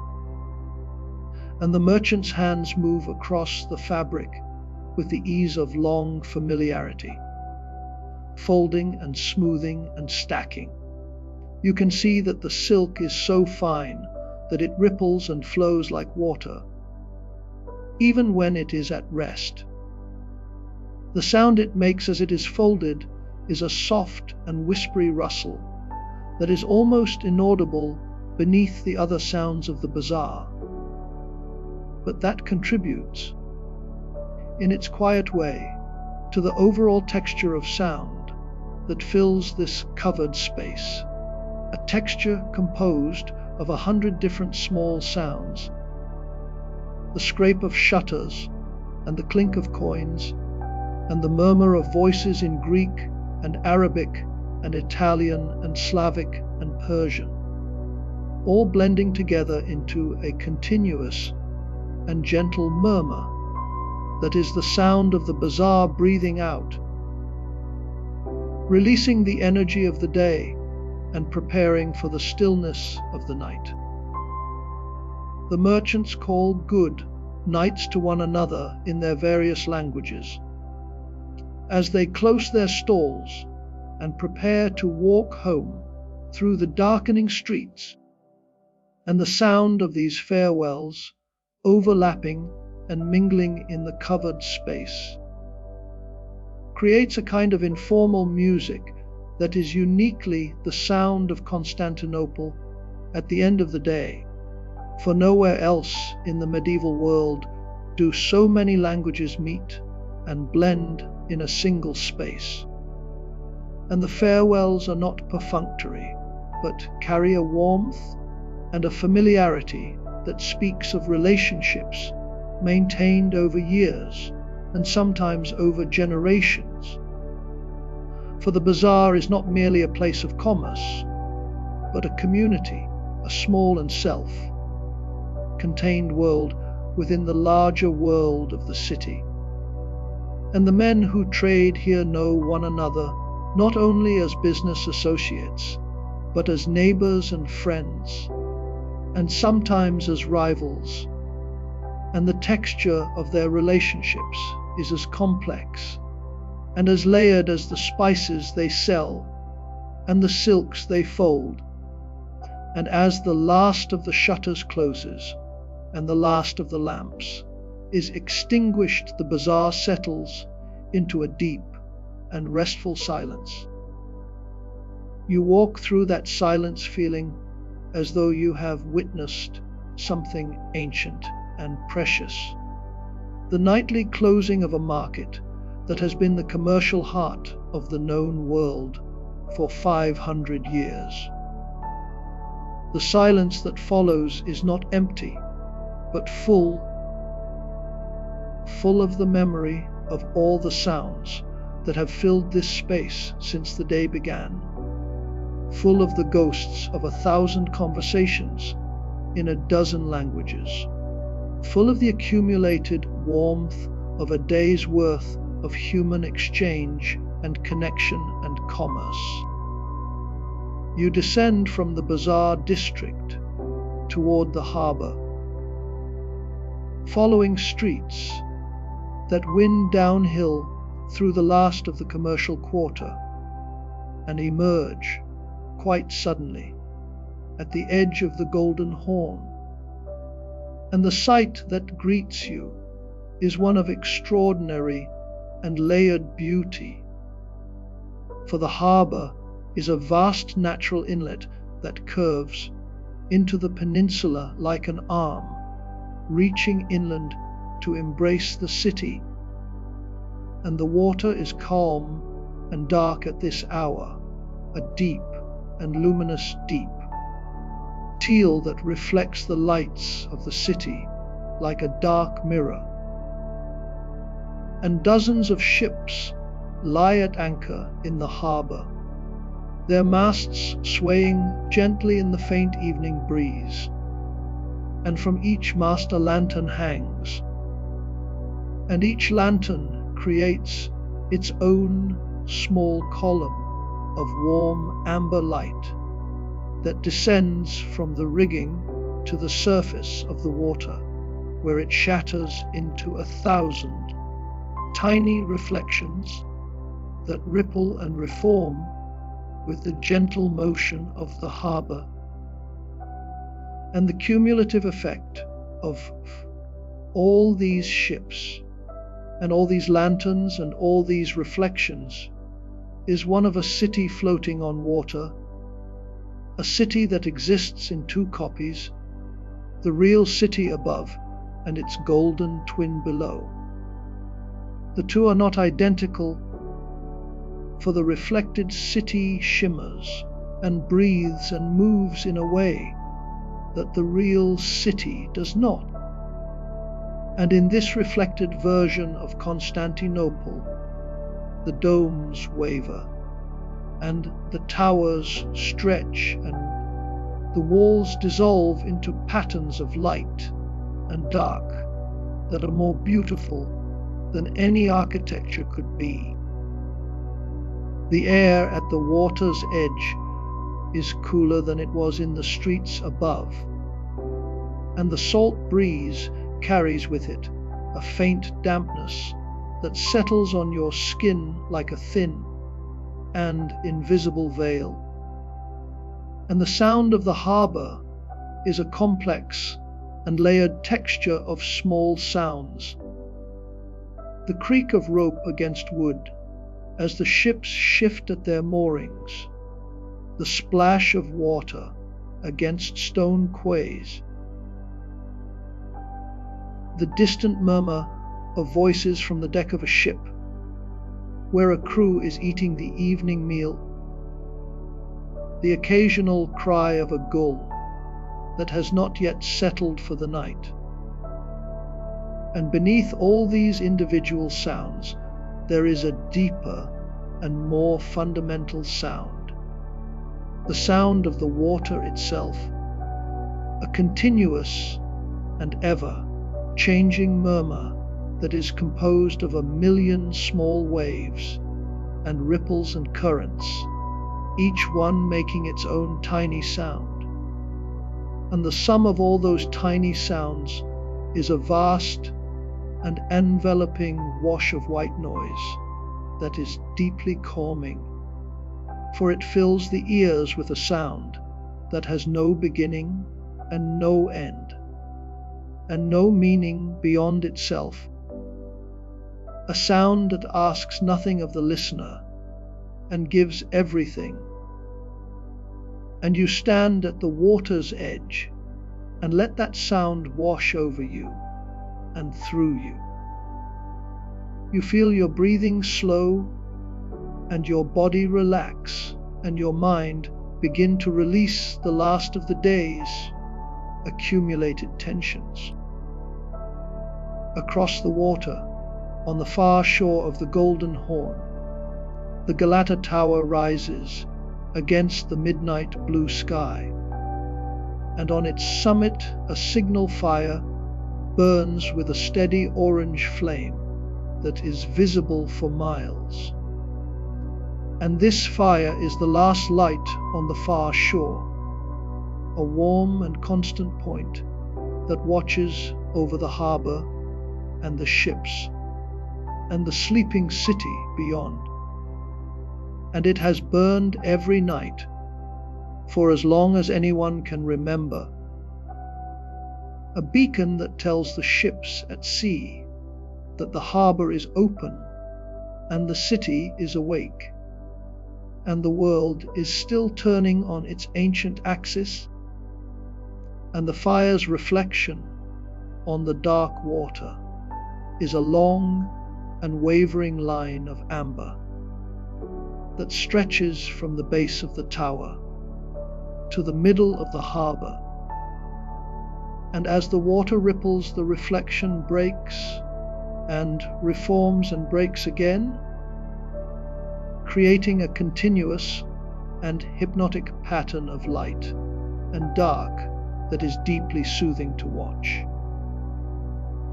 You find yourself standing at the water's edge, with no particular desire to move, content to let your eyes follow the fire's reflection as it dances on the surface of the Golden Horn. The sound of the water lapping gently against the stone quayside is a soft and rhythmic accompaniment to the visual display. In and out, in and out, the water breathing against the stone with the same patient rhythm it has maintained for millennia. You walk along the quayside for a time, passing the sterns of ships that have come from every corner of the known world, and the names painted on their hulls in Greek and Arabic and Italian are a catalogue of the medieval world's great ports: Alexandria and Venice and Genoa and Trebizond and Antioch. And the smells that rise from each ship are different, for each cargo carries its own particular scent. And as you walk past them, you experience a kind of olfactory journey around the Mediterranean and beyond, the cedar of Lebanon from one hold, the pepper of India from another, the dried fish of the Black Sea from a third, and the frankincense of Arabia from a fourth. And each smell triggers its own association, its own small vision of a distant port and a distant shore. And the cumulative effect is one of being connected through these ships and their cargoes to every corner of the world. You feel that the harbor of Constantinople is not merely a place where ships dock, but a kind of nexus, a point where all the threads of the medieval world's trade and culture and religion converge and intersect and become, for a moment, visible to one another. A fishing boat returns to the quayside, its oars rising and falling in a slow and measured rhythm, and the sound of the oars dipping into the water and lifting out again is a gentle and wet and repetitive music that seems perfectly matched to the quiet of the evening. And as the boat draws alongside the stone, Quay the fisherman secures it with a rope and begins to haul in his nets. And the nets come up dripping and gleaming in the lamplight. And among the mesh, the catch of the evening shimmers silver and wriggles with the last of their life. And the fisherman works with the unhurried ease of a man who has performed this action every evening for decades. And the smell of the sea and the fish and the wet rope mingles with the salt air and the distant scent of cooking fires from the quayside. The whole scene has a quality of deep and settled peace, the peace of a day's work completed, of a harbor settling in for the night, of a city that has been fed and supplied and maintained by the labor of men like this one, unnamed and unremembered, whose hands have pulled fish from these waters for generations, and whose simple and steady labor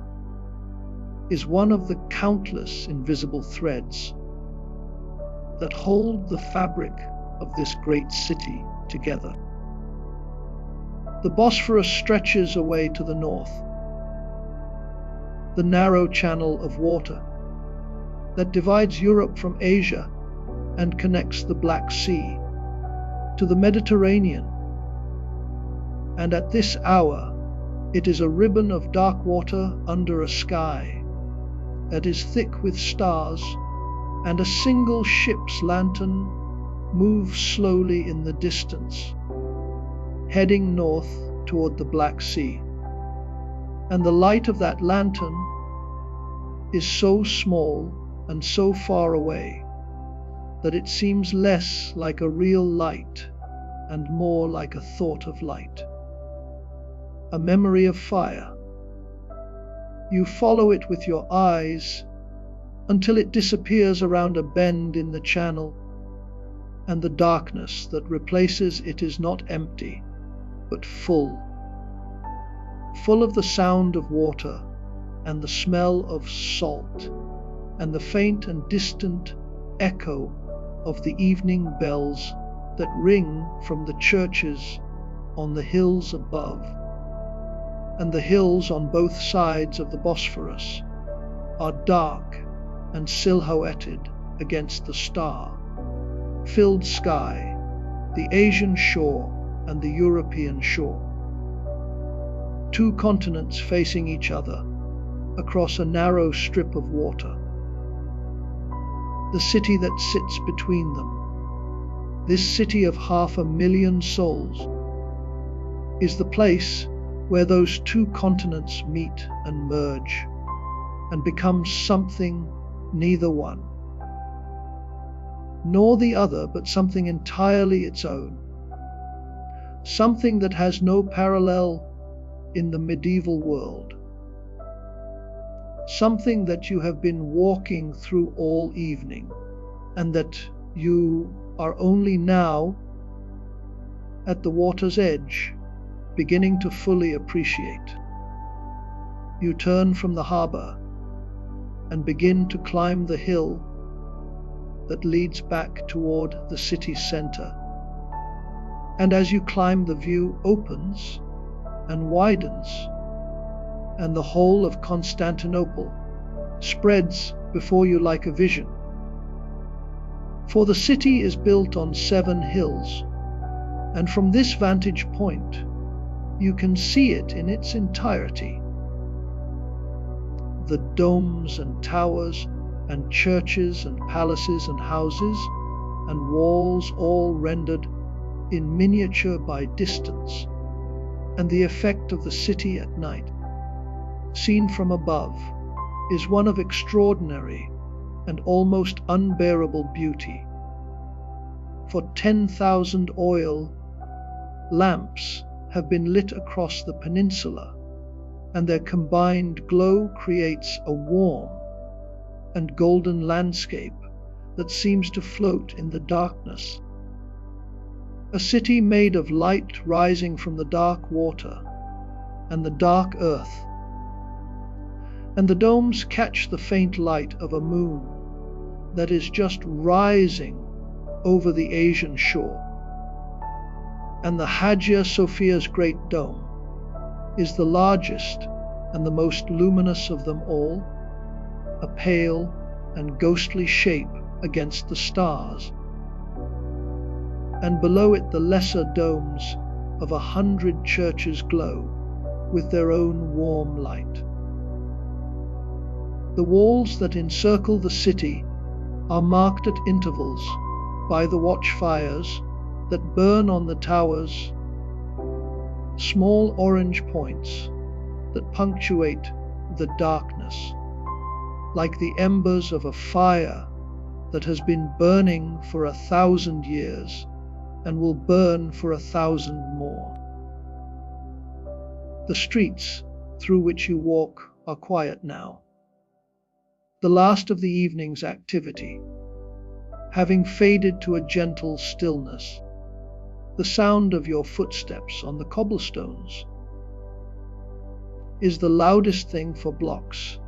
in any direction, and the houses you pass are dark, except for the warm glow of oil lamps behind shuttered windows. And behind those shutters, families are settling in for the night. Meals are being finished, and children are being put to bed, and prayers are being said in the quiet of private chapels.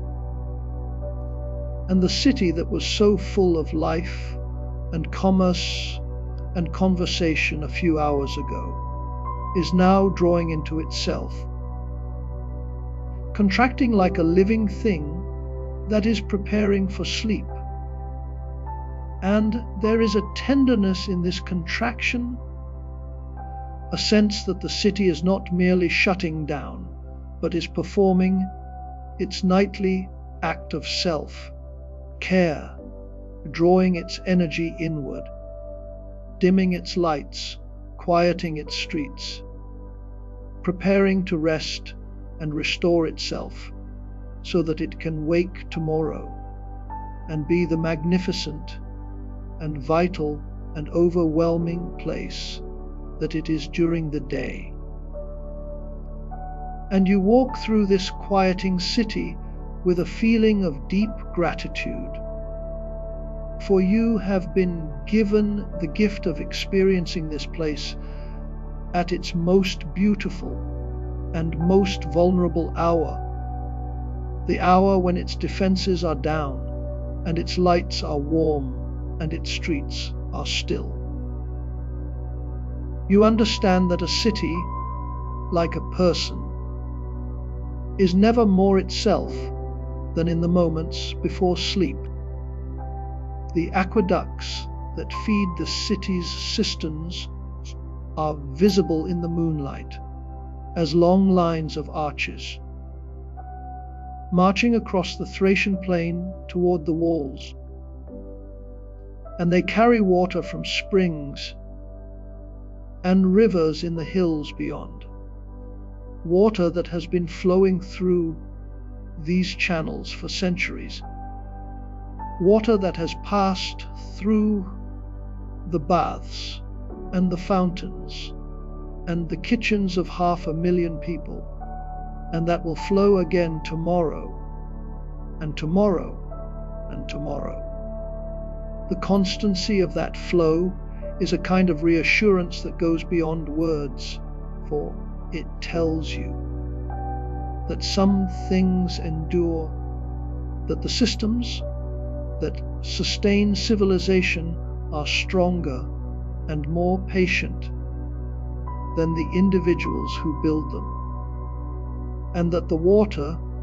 that flows through Constantinople tonight is the same water that flowed through it when Justinian sat on his throne, and when the first Theodosius built his walls. And it will flow through it long after every person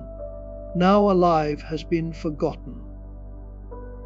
There is a comfort in that perspective, a sense of being part of something that is so much larger and so much longer than any single human life. You pass a small church whose bell has just finished tolling the evening hour, and the last vibration of the bell is still hanging in the air, a low and resonant hum that you feel in your chest more than you hear with your ears, and the sound fades slowly, so slowly that it seems to dissolve into the stillness rather than ending. becoming part of the silence rather than departing from it. And the silence that follows is not empty, but full of the memory of the sound and the warmth of the evening, and the particular quality of a city at rest. And you pause beside a street fountain that is still flowing, a thin stream of water tumbling from a worn stone spout into a shallow basin. And the sound of the water is the only sound now, a gentle and continuous murmur that fills the silence the way light fills a room, completely and without effort. You let the sound wash over you, let it carry you deeper into the stillness, deeper into the peace that the city has been building around you all evening, layer by layer, street by street, sensation by sensation, until you are wrapped in it, the way you are wrapped in a warm blanket, held and supported, and carried gently forward into the night. The sounds of the city at this hour are so faint and so scattered that each one reaches you individually, separated from the others by intervals of deep and comfortable silence, a dog barking somewhere on a distant hill, the clatter of a wooden shutter being closed, the murmur of a voice behind a window. And each sound arrives and fades and leaves behind it a silence that is richer and deeper than the silence that preceded it, as though each small sound has added something to the quiet, has given it a texture and a complexity that pure silence could never possess. The overall effect is one of a city that is not truly silent, but is merely speaking very, very quietly, in a voice that is barely above a whisper. Though the city itself is telling a bedtime story to its 500,000 inhabitants, a story about walls and domes and harbors and ships, a story that has been told every night for 500 years, and will be told again tomorrow night and every night after that, until the end of time. And as you walk the last streets toward the walls, toward the gate through which you will pass in the morning, when the city opens itself again to the world, you become aware of the vast and intricate system of cisterns that lies beneath your feet, for Constantinople is a city built on water, fed by aqueducts that bring fresh water from the Thracian hills and store it in enormous underground reservoirs lined with columns and vaulted in brick. And even now, at this late hour, water is flowing through those underground channels, filling those vast and silent chambers, preparing for the needs of another day. And there is something deeply comforting about knowing that beneath the sleeping city, there is another city, a city of water and stone and darkness, equally vast and equally beautiful in its own subterranean way.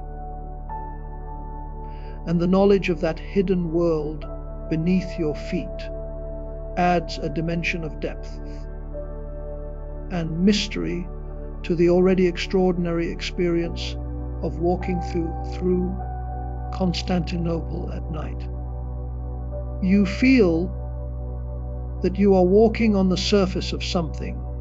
that extends far below you and far above you, something that encompasses not merely the visible city,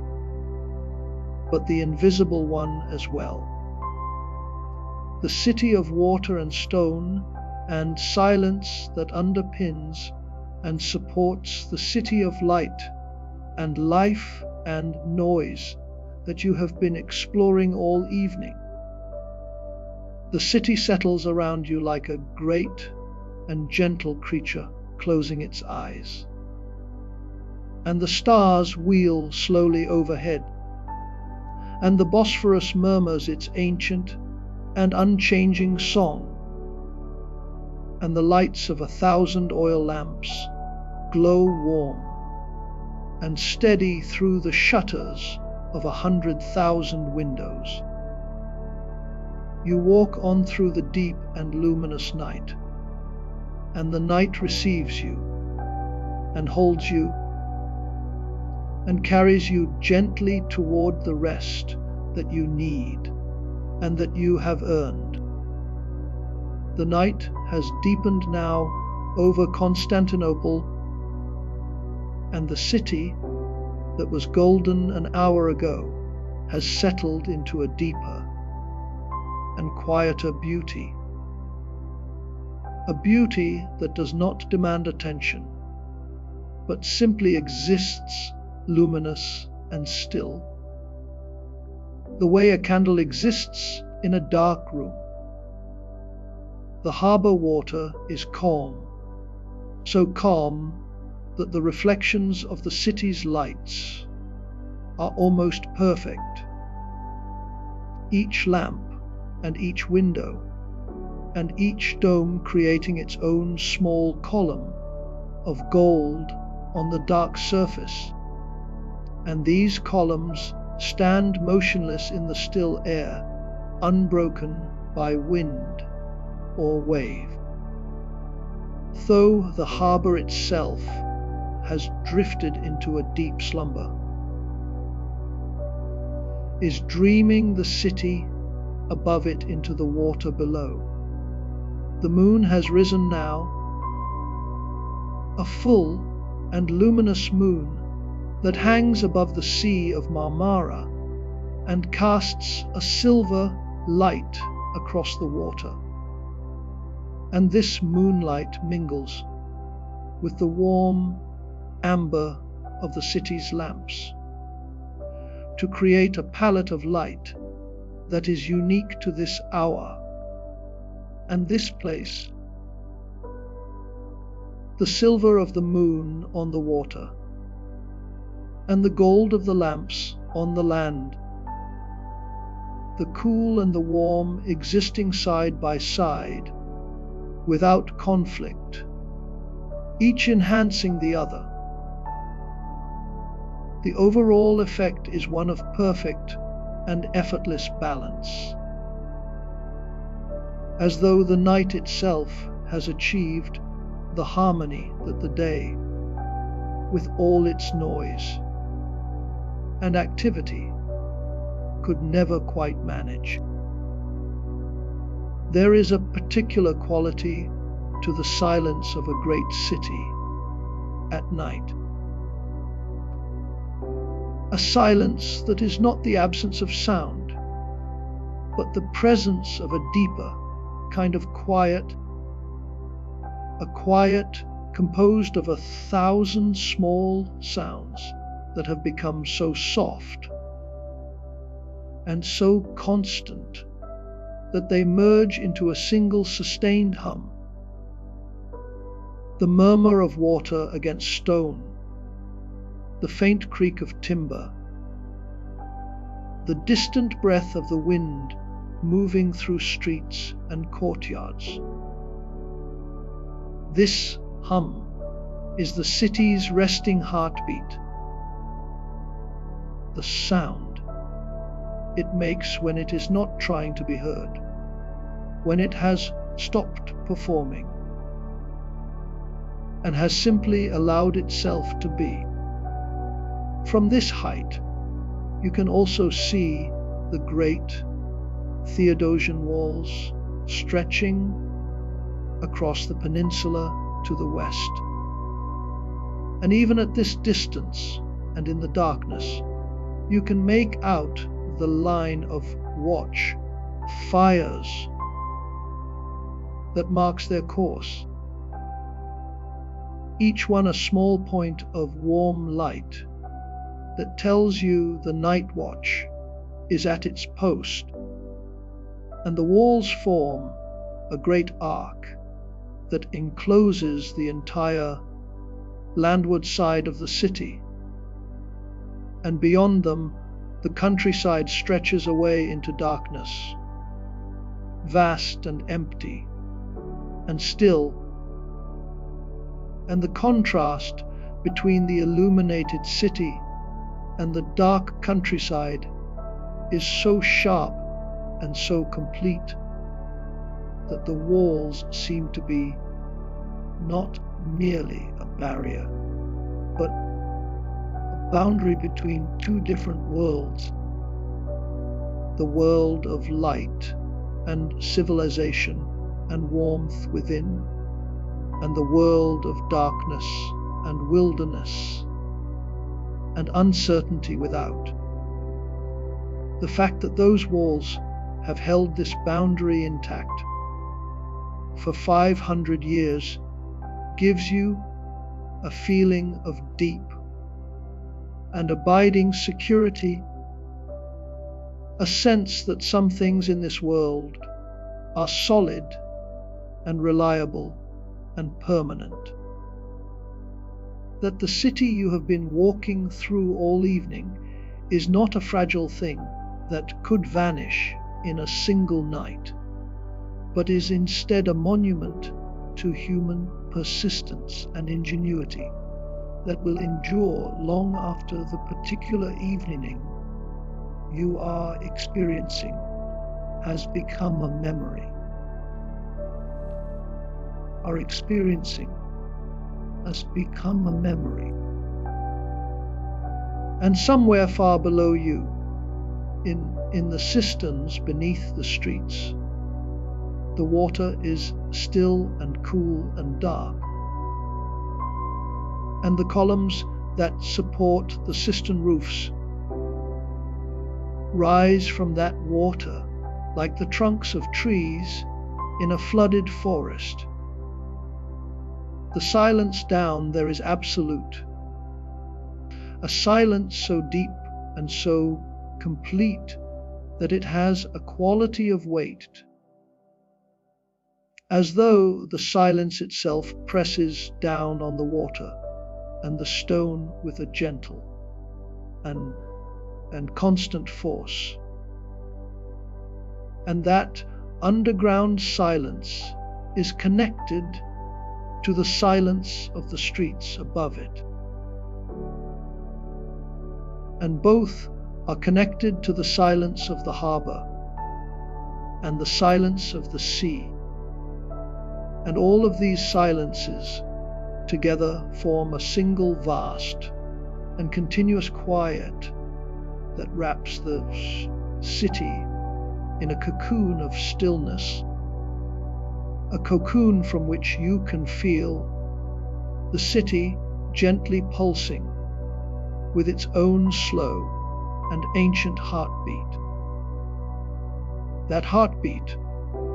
is the sound of water flowing through aqueducts and air moving through streets, and the faint and distant breath of 100,000 sleeping people. And it is the most peaceful sound in the world. The walls that encircle the city stand in the darkness like the arms of something vast and patient, and the watch fires on the towers have burned low, and the countryside beyond is empty and still under a sky that is thick with stars. You feel the enormous weight of the night pressing gently down on the world, not with oppression, but with tenderness. The way a hand presses gently on a shoulder to guide someone toward rest. The marble of the Hagia Sophia holds the day's warmth still, a faint and almost imperceptible radiance that the stone will release slowly through the hours of darkness. The gold mosaics within the great dome gleam faintly even now, even in the deep night, fed by the light of a single oil lamp that burns before the altar, a tiny flame that has no right to illuminate a space so vast, but that somehow, impossibly, does. And you are tired now, in the best and most natural way, tired the way a traveler is tired after a long and beautiful walk. Through a city that has offered up its wonders one by one, and your body is heavy, and your mind is quiet, and your breathing is slow and deep. The sounds of Constantinople at night, the water, the wind, the faint and distant bell, are no longer separate sounds, but have merged into a single, continuous stream of quiet that carries you gently forward, away from the waking world and toward the place where rest begins. The city of Constantinople has been the greatest city in the world for 500 years, and tonight it has shared its beauty with you, its golden mosaics and its vast harbor and its ancient walls, and its great church with its floating dome. And all of these wonders are settling now into the stillness of the deep night, just as you are settling into the stillness of your own deep night. The two stillnesses are not separate, but are part of the same